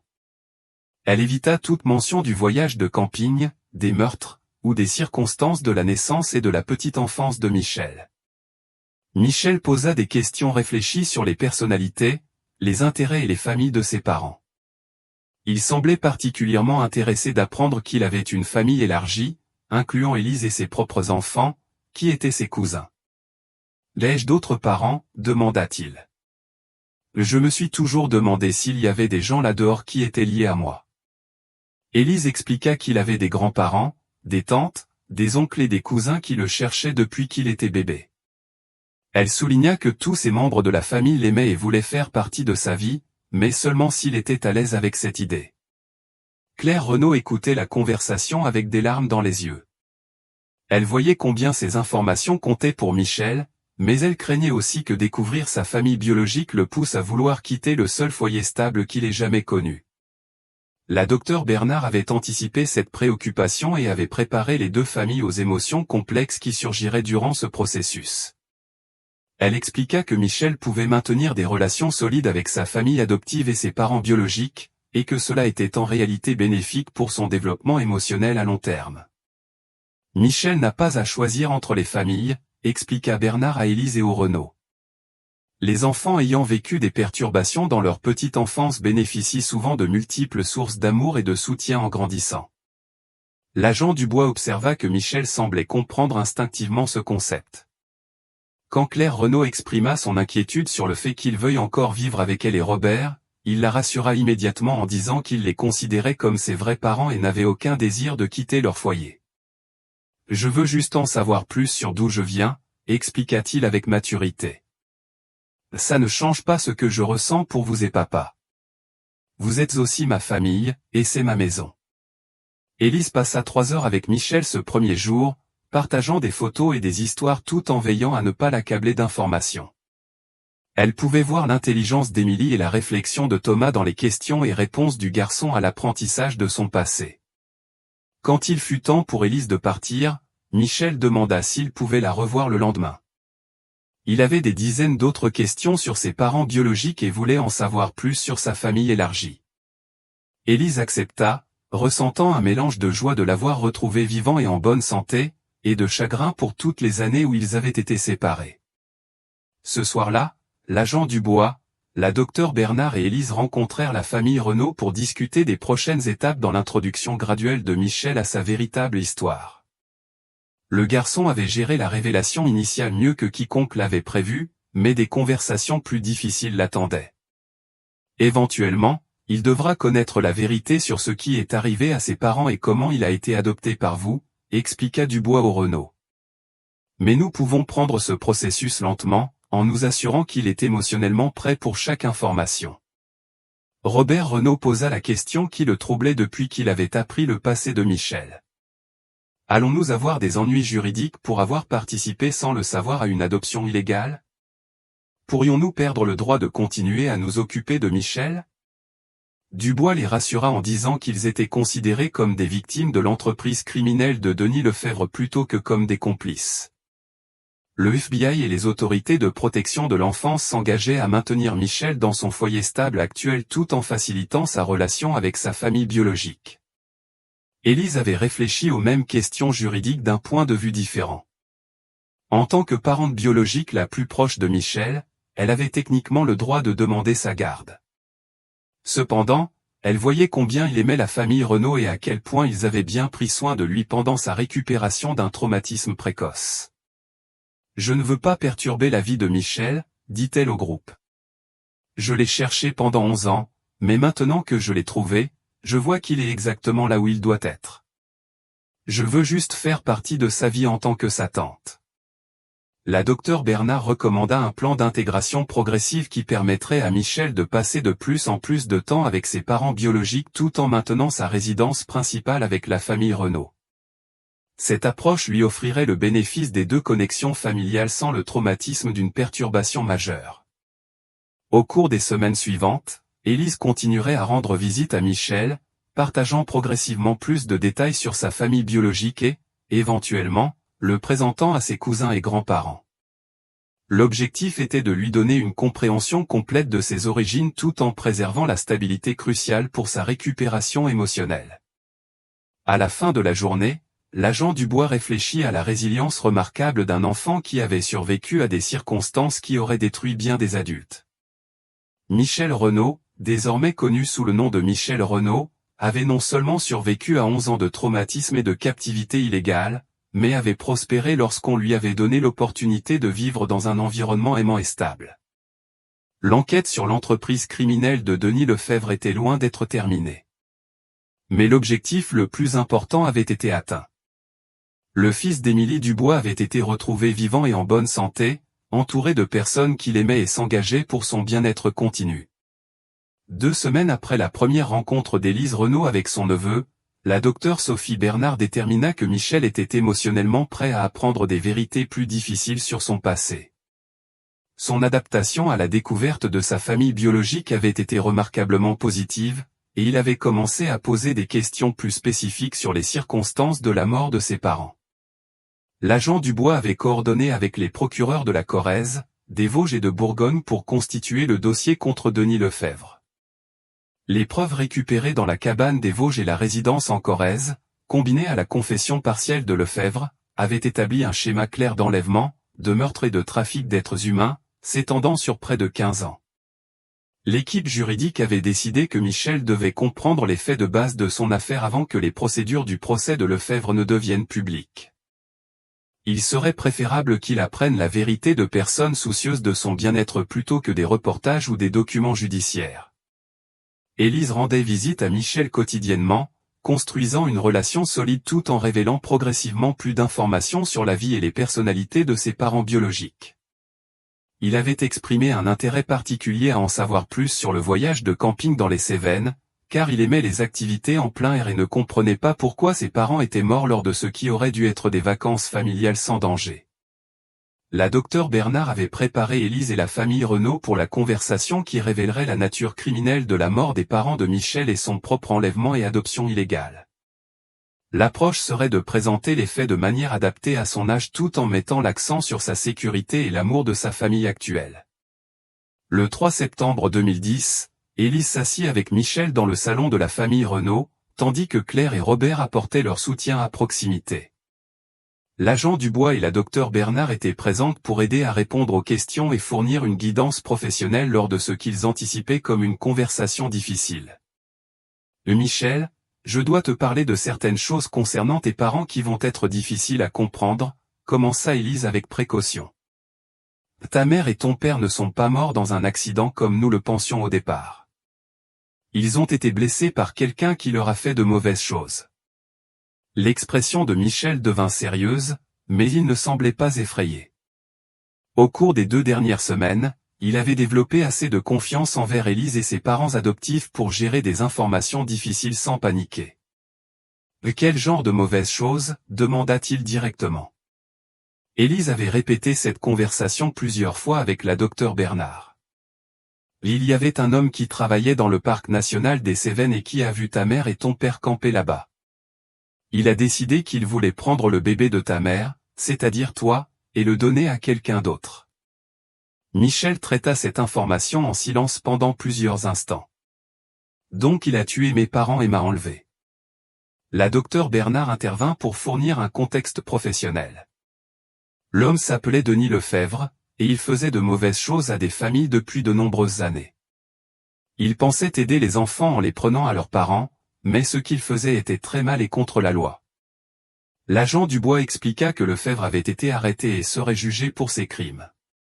Elle souligna qu'il ne pourrait plus jamais faire de mal à Michel ou à une autre famille et que beaucoup de gens avaient travaillé très dur pour retrouver Michel et le garder en sécurité. Michel posa des questions réfléchies sur l'enquête et sur la manière dont il avait fini avec la famille Renaud.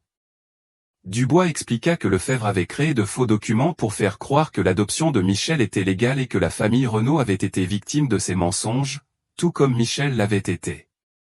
Donc Claire et Robert ne savaient pas que j'avais été enlevé. Michel demanda, regardant ses parents adoptifs avec inquiétude. Claire Renaud pleurait silencieusement pendant la conversation, mais elle répondit directement à la question de Michel. Nous n'avions aucune idée, mon chéri. Nous pensions aider un petit garçon qui avait besoin d'une famille après la mort de ses parents dans un accident. Si nous avions connu la vérité, nous aurions immédiatement appelé la police. Robert Renaud ajouta, nous t'aimons exactement comme si tu étais venu à nous légalement. Rien dans ton histoire ne change à quel point nous tenons à toi ou voulons que tu fasses partie de notre famille. La docteure Bernard avait surveillé les réponses émotionnelles de Michel tout au long de la conversation. Elle fut impressionnée par sa maturité et sa résilience à traiter des informations aussi difficiles. Ses questions étaient logiques et axées sur la compréhension de la situation plutôt que sur l'expression de la peur ou de la colère. Michel passa plusieurs minutes à réfléchir à tout ce qu'il avait appris avant de poser la question qui le troublait le plus. Ai-je vécu longtemps avec cet homme méchant? Je ne me souviens pas beaucoup de quand j'étais petit. Élise échangea un regard avec la docteure Bernard, qui hocha la tête pour indiquer qu'il était approprié de répondre honnêtement à cette question. Tu as vécu avec Denis Lefebvre et ta mère pendant plusieurs années après ta naissance, expliqua Élise doucement. Ta mère a essayé de prendre soin de toi et de te protéger même si elle était retenue prisonnière. Les yeux de Michel s'écarquillèrent alors qu'il commençait à comprendre l'ampleur de ce qui était arrivé à sa famille. Ma mère était vivante après la mort de mon père. Elle s'est occupée de moi. L'agent Dubois redoutait cette partie de la conversation, mais elle savait que Michel méritait de connaître la vérité sur le sacrifice de sa mère. Ta mère a vécu plusieurs années après ta naissance. Elle s'est assurée que tu étais en sécurité et en bonne santé, même si elle était dans une situation très difficile. Que lui est-il arrivé? Demanda Michel calmement. La docteure Bernard répondit à cette question avec précaution. Ta mère est tombée malade quand tu avais environ 9 ans, et elle est morte parce qu'elle n'a pas pu obtenir l'aide médicale dont elle avait besoin. Mais avant cela, elle s'est assurée que tu serais pris en charge par des gens qui t'aimeraient. Michel resta silencieux longtemps, traitant la réalisation que sa mère avait été vivante pendant la majeure partie de sa petite enfance et avait pris soin de lui pendant les années dont il ne se souvenait pas clairement. Élise pouvait le voir lutter pour concilier ces nouvelles informations avec ses souvenirs fragmentés de la petite enfance. Je pense que je me souviens d'elle, dit-il finalement. Parfois, je rêve d'une femme qui me chantait des chansons et me racontait des histoires. Elle avait les cheveux bruns comme les miens. Élise sortit une photo d'Émilie tenant Michel quand il était tout petit, l'une des photos récupérées chez Denis Lefebvre. Voici ta mère avec toi quand tu avais environ 2 ans. Son nom était Émilie, et elle t'aimait plus que tout au monde. Michel étudia la photo attentivement, et Élise pouvait voir une lueur de reconnaissance dans son expression. Je me souviens d'elle. Elle m'appelait Thomas, pas Michel, et elle me tenait dans ses bras quand j'avais de mauvais rêves. La docteure Bernard expliqua que son nom de naissance était Thomas Dubois Jr. Nommé d'après son père. Le nom Michel Renaud lui avait été donné lorsque Denis Lefebvre avait organisé son placement illégal avec sa famille actuelle. « Quel nom veux-tu utiliser maintenant » demanda Claire Renaud, bien qu'Élise pût voir la peur dans ses yeux que Michel pourrait vouloir rejeter tout ce qui était associé à sa famille adoptive. Michel réfléchit sérieusement à la question. J'aime être Michel Renaud parce que c'est qui je suis maintenant. Mais je veux aussi savoir que j'étais Thomas Dubois quand je suis né. Puis-je être les deux? L'agent Dubois l'assura qu'il pouvait utiliser le nom qui lui semblait le plus confortable. De nombreux enfants ayant vécu des expériences similaires choisissaient de conserver l'identité avec laquelle ils avaient grandi tout en reconnaissant leur héritage biologique. Au cours de l'heure suivante, Michel posa des dizaines de questions supplémentaires sur ses parents, sa petite enfance et l'enquête qui avait conduit à sa découverte. Élise et l'agent Dubois répondirent à tout avec honnêteté, mais de manière adaptée à son âge. Lorsque la conversation se termina, Michel demanda un peu de temps seul pour réfléchir à tout ce qu'il avait appris.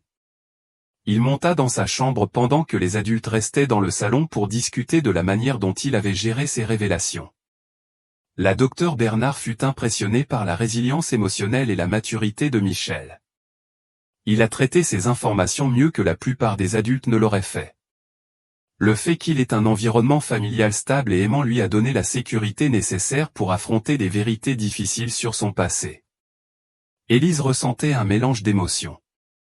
En repensant à la conversation, elle était reconnaissante que Michel soit vivant et épanoui, mais bouleversée d'en apprendre davantage sur les années de captivité d'Émilie et sur son combat pour protéger son fils, même emprisonné par son ravisseur. L'agent Dubois était satisfaite que Michel comprenne désormais les faits essentiels de son affaire et soit préparé si la couverture médiatique ou les procédures judiciaires attiraient davantage l'attention sur son histoire. L'objectif le plus important était d'assurer sa stabilité émotionnelle continue pendant que ses familles biologiques et adoptives collaboraient pour soutenir son développement futur. À la fin de la journée, Michel redescendit et demanda à Élise si elle reviendrait le lendemain. Il voulait en savoir plus sur sa famille biologique élargie et voir d'autres photos de ses parents. Il précisa également qu'il était enthousiaste à l'idée de maintenir des relations avec les deux familles qu'il aimait. Le garçon qui avait survécu à un enlèvement, une captivité illégale et la perte de ses parents biologiques avait démontré une force remarquable en apprenant la vérité sur ses origines. Avec le soutien de deux familles et un accompagnement psychologique professionnel, il était prêt à avancer avec une compréhension complète de son identité et de ses possibilités futures. Le procès de Denis Lefebvre commença le 15 novembre 2010 devant un tribunal fédéral en Ardèche. L'agent Dubois avait passé 3 mois à travailler avec les procureurs pour constituer un dossier solide basé sur des preuves matérielles, des témoignages de témoins et les confessions partielles de Lefebvre lors de son interrogatoire. L'équipe de procureurs, dirigée par l'assistante du procureur général Marguerite Fournier, avait rassemblé des preuves liant Lefebvre à des accusations d'enlèvement et de meurtre dans l'affaire Dubois, ainsi qu'à des crimes similaires impliquant au moins 8 autres familles à travers l'ouest de la France sur une période de 15 ans. Élise Renaud assista à chaque jour du procès, assise au premier rang avec d'autres membres des familles des victimes de Lefebvre. Michel Renaud avait choisi de ne pas assister aux audiences, mais il avait fourni une déclaration d'impact des victimes qui serait lue lors de la phase de détermination de la peine si Lefebvre était reconnu coupable. Le procès s'ouvrit avec Fournier présentant une chronologie des événements commençant par l'arrivée de Thomas et Émilie Dubois dans le parc national des Cévennes en juillet 1999. Des photos de la scène de crime, des preuves ADN et les images numériques récupérées de l'appareil photo d'Émilie établirent que Lefebvre avait traqué le couple avant de les attaquer sur leur campsite isolé. La docteure Patricia Viau, spécialiste médico-légale, témoigna des preuves récupérées sur le site d'enfouissement près du lac de Naussac. Son analyse liait de manière concluante les objets personnels enfouis au couple porté disparu et démontrait qu'ils avaient été placés là délibérément pour dissimuler un acte criminel. L'agent Fournier présenta les preuves récupérées dans la cabane des Vosges où Émilie Dubois avait été retenue captive. La structure modifiée, les documents falsifiés et l'équipement médical dressaient un tableau troublant de l'entreprise criminelle de Lefebvre et de ses méthodes pour contrôler ses victimes. La preuve la plus convaincante de l'accusation fut la note manuscrite d'Émilie Dubois découverte cachée sous les lames de plancher de la cabane. Fournier lut la note à haute voix au jury, et Élise essuya ses larmes en entendant les derniers mots de sa sœur décrivant sa captivité et sa détermination à protéger son enfant. L'avocat de la défense de Lefebvre, Jacques Morel, argua que son client souffrait d'une maladie mentale et croyait sincèrement qu'il sauvait des enfants de situations familiales instables. Il présenta des évaluations psychiatriques suggérant que Lefebvre souffrait d'un trouble délirant qui l'empêchait de comprendre la nature criminelle de ses actes. Cependant, l'accusation contrecarra cette défense en présentant des preuves de l'opération criminelle sophistiquée de Lefebvre. Les documents falsifiés, les registres financiers montrant des paiements d'acheteurs et sa destruction méthodique des preuves démontraient une claire conscience que ces activités étaient illégales. L'agent Moreau témoigna de l'ampleur de l'entreprise criminelle de Lefebvre, présentant des preuves le liant aux disparitions de familles en Auvergne, Provence, Vosges, Corrèze et Ardèche. Les communications par courriel récupérées de ces ordinateurs montraient une planification détaillée et une coordination avec des acheteurs cherchant à acquérir des enfants par des canaux illégaux. L'accusation présenta des témoignages de plusieurs membres des familles des autres victimes de Lefebvre, établissant un schéma de ciblage de jeunes couples campant dans des zones isolées des parcs nationaux. Dans chaque cas, le mari avait été assassiné tandis que les épouses enceintes disparaissaient, pour réapparaître des années plus tard lorsque leurs enfants étaient vendus à des acheteurs ignorants. Le 22 novembre, la lieutenante Sophie Martin témoigna de son enquête sur l'appel pour troubles domestiques de 2000 à la propriété de Lefebvre dans les Vosges. Elle décrivit l'avoir trouvé seule à la cabane malgré des rapports d'une femme criant et d'un bébé pleurant, et ses réponses évasives aux questions sur d'autres occupants. Le dossier de l'accusation fut renforcé par le témoignage de Marthe Dubois, ancienne voisine de Lefebvre en Corrèze. Elle décrivit avoir vu Émilie Dubois et son fils à la propriété de Lefebvre sur une période de plusieurs années, notant la détresse apparente de la femme et le comportement craintif du garçon autour de son ravisseur. La docteure Bernard témoigna en tant qu'experte sur l'impact psychologique de la captivité à long terme sur les victimes. Elle expliqua comment Émilie Dubois avait été conditionnée à se conformer aux exigences de son ravisseur pour protéger son enfant et comment cette dynamique permettait à Lefebvre de maintenir un contrôle sur ses victimes pendant de longues périodes. L'accusation présenta des preuves financières montrant que Lefebvre avait reçu plus de 2 millions d'euros en paiement d'acheteurs cherchant à acquérir des enfants par des canaux d'adoption illégaux. Les registres bancaires et les communications par courriel documentaient des transactions impliquant 15 enfants sur une période de 12 ans. L'agent Dubois témoigna de l'enquête qui avait conduit à l'arrestation de Lefebvre et à la découverte de Michel Renaud vivant avec la famille Renaud ignorante à Dijon. Elle décrivit le processus complexe de réunion avec ses parents biologiques tout en préservant sa relation avec sa famille adoptive. Le 29 novembre, l'accusation appela Élise Renaud à témoigner de sa recherche de 11 ans pour sa sœur disparue et son neveu. Son témoignage émouvant sur la dévastation de la famille et sa détermination à trouver des réponses résonna puissamment avec le jury. Émilie était ma meilleure amie autant que ma sœur, témoigna Élise. Elle aurait été une mère merveilleuse si elle avait eu la chance d'élever son fils en liberté. Au lieu de cela, elle a passé les dernières années de sa vie comme prisonnière, sacrifiant tout pour garder son enfant en vie. L'accusation conclut son dossier en présentant des preuves des tentatives de Lefebvre de détruire des preuves après avoir appris que les forces de l'ordre se rapprochaient de son opération. Les fichiers informatiques montraient qu'il avait tenté de supprimer des communications avec des acheteurs et avait commencé à déplacer ses victimes restantes vers de nouveaux lieux. L'équipe de défense de Lefebvre appela des experts psychiatriques qui témoignèrent de son état mental et argua que ses actions étaient le résultat de croyances délirantes plutôt que d'une intention criminelle. Ils présentèrent son histoire d'enfance marquée par des abus et de la négligence comme facteurs contribuant à ses problèmes psychologiques. Cependant, le contre-interrogatoire par l'accusation révéla que Lefebvre avait démontré à plusieurs reprises une conscience que ses activités étaient illégales. Il avait utilisé de fausses identités, créé des histoires de couverture élaborées et pris des mesures systématiques pour éviter la détection par les agences de maintien de l'ordre. Le 6 décembre 2010, le jury commença ses délibérations après avoir reçu les instructions du juge Robert Laurent. L'accusation avait inculpé Lefebvre d'enlèvement, de meurtre, de trafic d'êtres humains et de complot, des charges qui pourraient entraîner une peine d'emprisonnement à vie ou la peine de mort. Élise Renaud attendit anxieusement pendant la période de délibération de 2 jours, entourée de membres de la famille et d'autres proches des victimes qui s'étaient rapprochés pendant les procédures du procès. L'agent Dubois la tenait informée des progrès du jury et du calendrier prévu pour atteindre un verdict. Le 8 décembre, le jury rendit des verdicts de culpabilité sur toutes les charges. Lefebvre ne montra aucune émotion lorsque les verdicts furent lus, mais Élise ressentit un mélange de soulagement et de chagrin en réalisant que justice avait enfin été rendue pour Émilie, Thomas et leur fils. Lors de la phase de détermination de la peine, l'accusation présenta des preuves supplémentaires sur l'ampleur des crimes de Lefebvre et leur impact sur les familles des victimes. Ils plaidèrent pour la peine de mort en raison de la nature odieuse des crimes et du nombre de victimes impliquées. La déclaration d'impact des victimes de Michel Renaud fut lue par la procureure Fournier.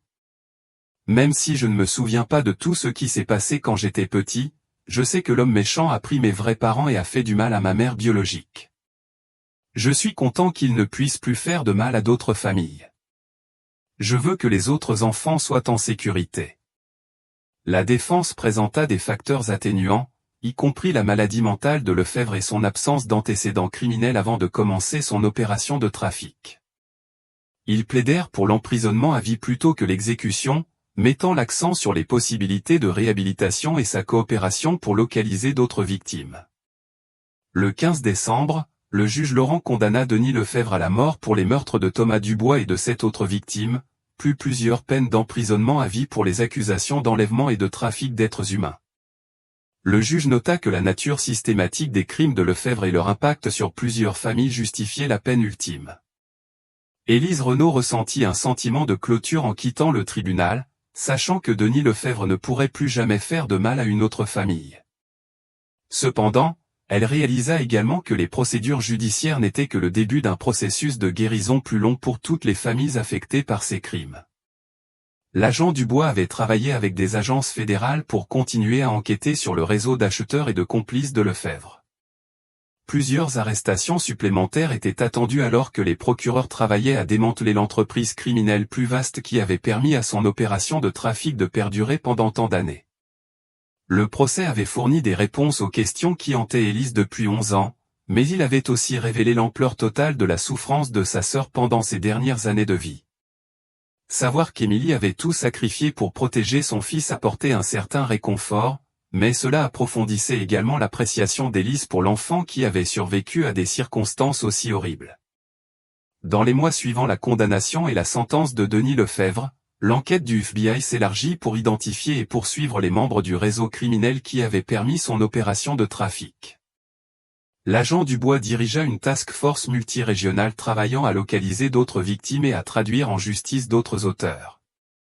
En mars 2011, les agents fédéraux avaient identifié 17 familles qui avaient acheté des enfants sans le savoir par le réseau d'adoption illégale de Lefebvre.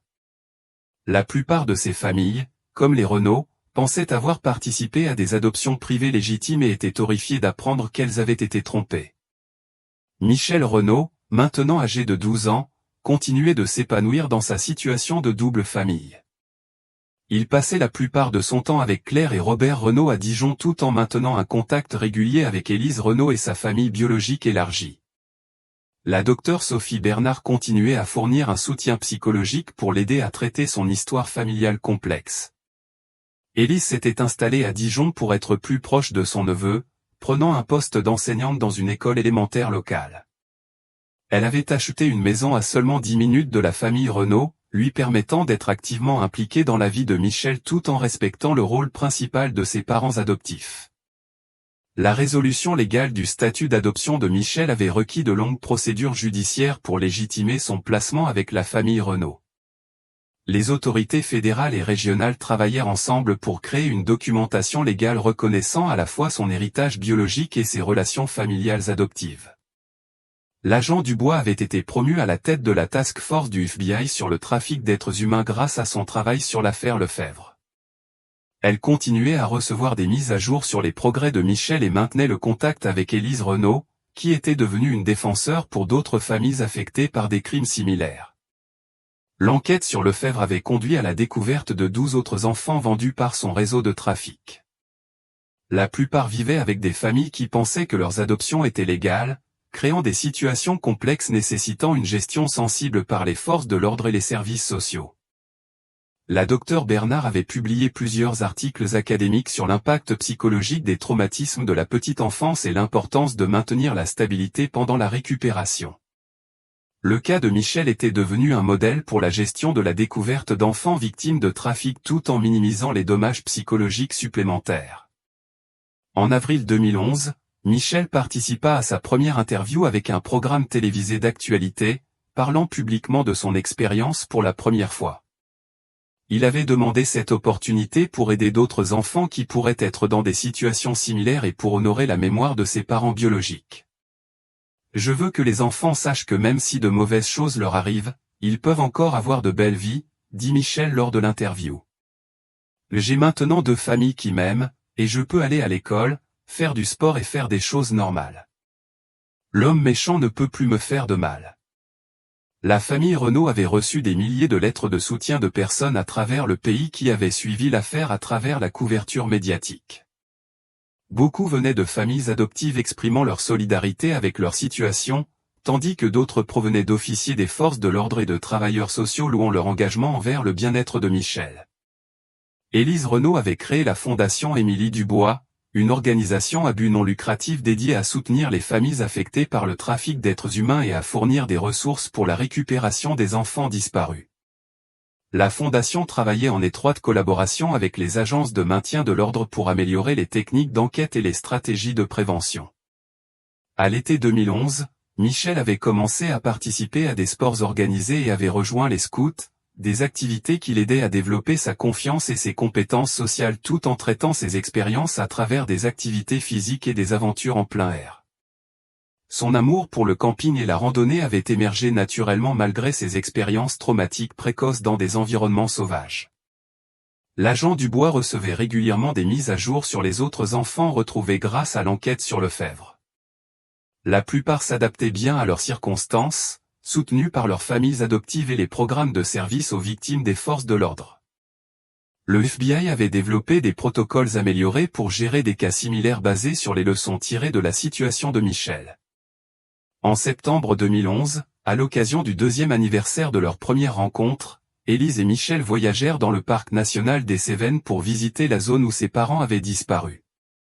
Ce voyage faisait partie de son processus de thérapie continue et de son désir de comprendre plus complètement l'histoire de sa famille. Ils randonnèrent jusqu'à la zone près du lac de Nossac où le sac à dos de Thomas avait été découvert, désormais marqué par une petite plaque commémorative en l'honneur de Thomas et Émilie Dubois.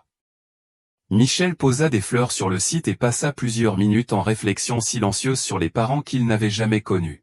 « Je pense qu'il serait heureux que je m'en sois sorti », dit Michel à Élise alors qu'il se tenait sur le site commémoratif. « J'aurais aimé les connaître, mais je comprends qu'ils ont fait tout ce qu'ils pouvaient pour me protéger. » Élise fut émerveillée par la résilience et la maturité de Michel dans le traitement de son histoire traumatique. Sa capacité à maintenir des relations aimantes avec sa famille adoptive et ses proches biologiques démontrait une intelligence émotionnelle remarquable pour quelqu'un qui avait vécu une telle perturbation dans ses premières années. La famille Renaud était devenue proche d'Élise et de ses enfants, créant un réseau familial élargi qui bénéficiait à tous les impliqués. Les cousins de Michel lui rendaient régulièrement visite, et il participait aux rassemblements familiaux Renaud tout en conservant son identité principale en tant que membre de la famille Renaud. La docteure Bernard conclut sa relation de conseil formel avec Michel à la fin de 2011, estimant qu'il avait réussi à intégrer ses expériences traumatiques et développer des mécanismes d'adaptation sains. Elle restait disponible pour des consultations si nécessaire, mais Michel avait démontré une récupération psychologique remarquable. L'agent Dubois rendit visite à Michel et à la famille Renaud en décembre 2011 pour fournir une mise à jour sur les poursuites en cours liées à l'affaire Lefebvre. Des condamnations supplémentaires avaient été obtenues contre plusieurs acheteurs et intermédiaires, et les efforts se poursuivaient pour localiser d'autres victimes et auteurs. Votre affaire a permis de démanteler l'un des plus grands réseaux de trafic d'enfants que nous ayons jamais enquêté, dit Dubois à Michel lors de sa visite. Grâce à votre courage de parler de ce qui s'est passé, nous avons pu aider d'autres enfants et familles qui ont été blessés par les mêmes criminels. Michel avait exprimé son intérêt à poursuivre une carrière dans les forces de l'ordre ou le travail social lorsqu'il serait plus grand, inspiré par les personnes qui avaient travaillé à le sauver et à aider d'autres victimes. Ses performances académiques restaient excellentes, et il avait développé des compétences en leadership à travers ses diverses activités et son travail bénévole. La Fondation Émilie Dubois était devenue une ressource significative pour les familles confrontées à des cas d'enfants disparus et de trafic d'êtres humains. Élise avait recruté d'autres parents et survivants pour siéger au conseil d'administration, créant un réseau de soutien pour les personnes traversant des expériences traumatiques similaires. À la fin de 2011, Michel Renaud était devenu un symbole d'espoir pour les autres victimes de trafic et leurs familles.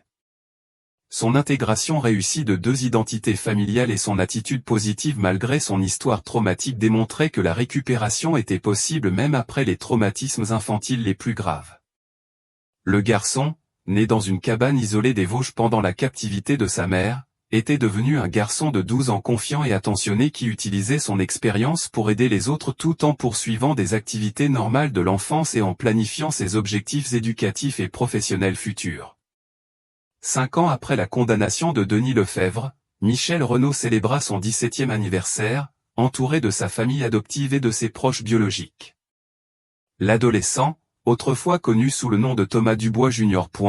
était devenu un jeune homme confiant qui servait d'inspiration aux autres survivants de trafic et à leurs familles. Michel maintenait son identité familiale double tout en se préparant pour sa dernière année de lycée. Il avait été accepté dans plusieurs universités et prévoyait d'étudier la justice criminelle dans le but de travailler avec les agences de maintien de l'ordre pour lutter contre le trafic d'êtres humains.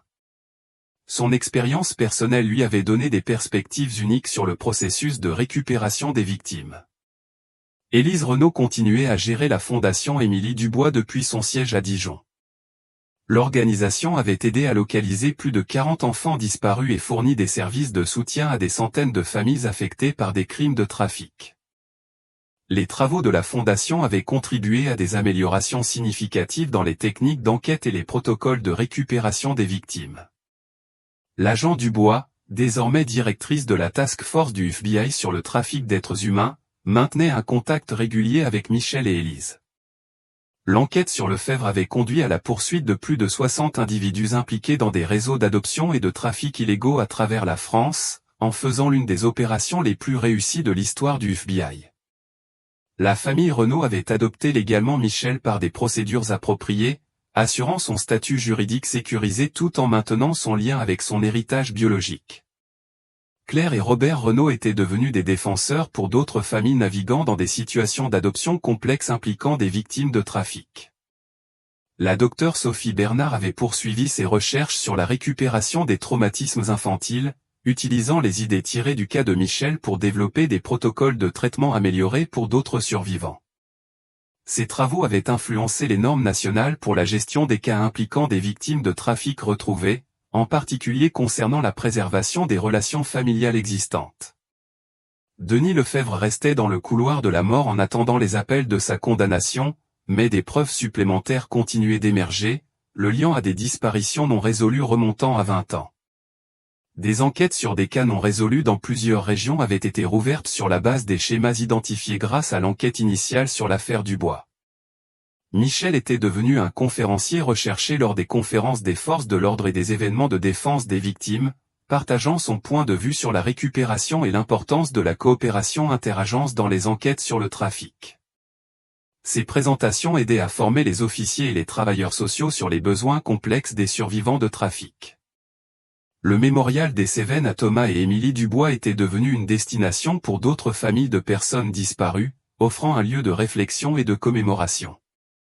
Le service des parcs nationaux avait installé des mesures de sécurité supplémentaires et amélioré les systèmes de communication dans les zones de camping isolées pour prévenir des crimes similaires. Élise visitait le mémorial chaque année à l'anniversaire de la disparition de sa sœur, souvent accompagnée de Michel et d'autres membres de la famille.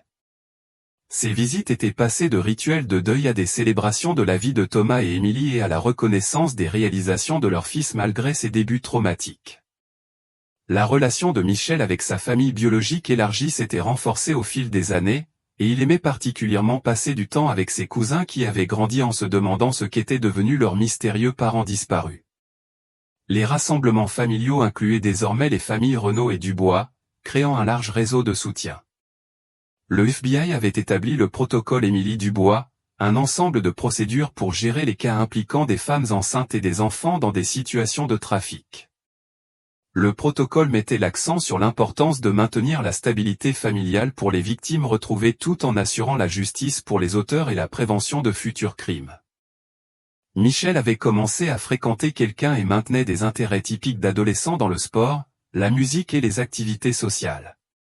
Ses amis et camarades de classe connaissaient son passé, mais le traitaient comme un adolescent normal plutôt que comme une victime, reflétant son attitude positive envers ses expériences et ses possibilités futures.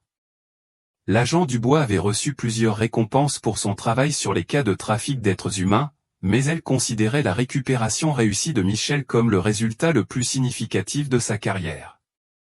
Elle prévoyait d'assister à sa remise de diplôme de lycée et avait écrit des lettres de recommandation pour ses candidatures universitaires. La famille Renaud avait discrètement aidé plusieurs autres familles à naviguer dans les problèmes juridiques et émotionnels complexes entourant la découverte d'enfants victimes de trafic sous leur garde. Leur expérience avait fourni des conseils précieux pour les parents confrontés à des situations similaires avec des enfants dont les origines s'avéraient illégales. La docteure Bernard avait publié un livre sur la résilience et la récupération des enfants, mettant en avant le cas de Michel comme un exemple d'intégration réussie d'expériences traumatiques. Le livre était devenu une lecture obligatoire dans les programmes de travail social et de psychologie, influençant la manière dont les professionnels abordaient des cas similaires. Les réalisations académiques de Michel lui avaient valu des offres de bourse de plusieurs universités, et il prévoyait d'étudier à l'université de Dijon avant de poursuivre des études supérieures en justice criminelle ou en travail social. Son objectif était de travailler avec des agences fédérales pour lutter contre le trafic d'êtres humains et soutenir la récupération des survivants. La Fondation Émilie Dubois s'était développée à l'international, travaillant avec des agences de maintien de l'ordre et des organisations de défense des victimes dans d'autres pays pour lutter contre le trafic d'enfants. Élise avait voyagé à l'étranger pour partager les leçons tirées de l'expérience de sa famille et du travail de la Fondation.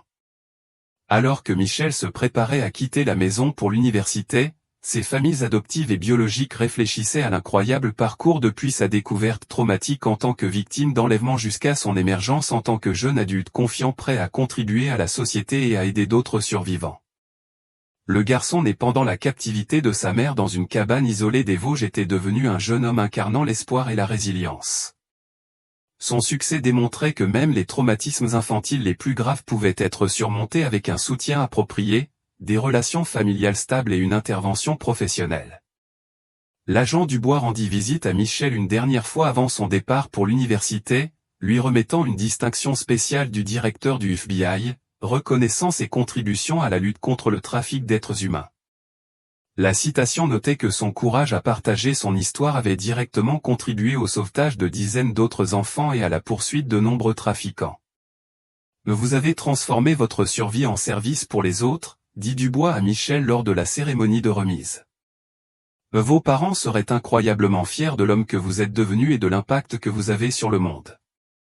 La réponse de Michel reflétait la maturité et la perspective qu'il avait développée à travers ses expériences uniques. Je ne peux pas changer ce qui est arrivé à ma famille, mais je peux utiliser ce que j'ai appris pour aider d'autres familles à rester ensemble. C'est ce que ma mère aurait voulu que je fasse. Alors que Michel Renaud se préparait à commencer sa vie adulte, l'enquête qui avait débuté avec la découverte d'un sac à dos enfoui dans les Cévennes s'était transformée en un héritage de justice, de récupération et d'espoir pour les victimes de trafic et leurs familles. Le garçon qui avait été perdu pendant 11 ans n'avait pas seulement été retrouvé, mais il avait trouvé sa vocation en aidant d'autres à naviguer des parcours similaires, de la tragédie au triomphe. L'affaire de Thomas et Émilie Dubois serait remembère non seulement pour la justice rendue contre leur tueur, mais pour la récupération remarquable de leur fils et sa transformation de victime en défenseur. Michel Renaud représentait la possibilité de guérison et de croissance même dans les circonstances les plus dévastatrices, offrant de l'espoir aux autres survivants et à leurs familles que la récupération et des vies significatives étaient possibles malgré des débuts traumatiques.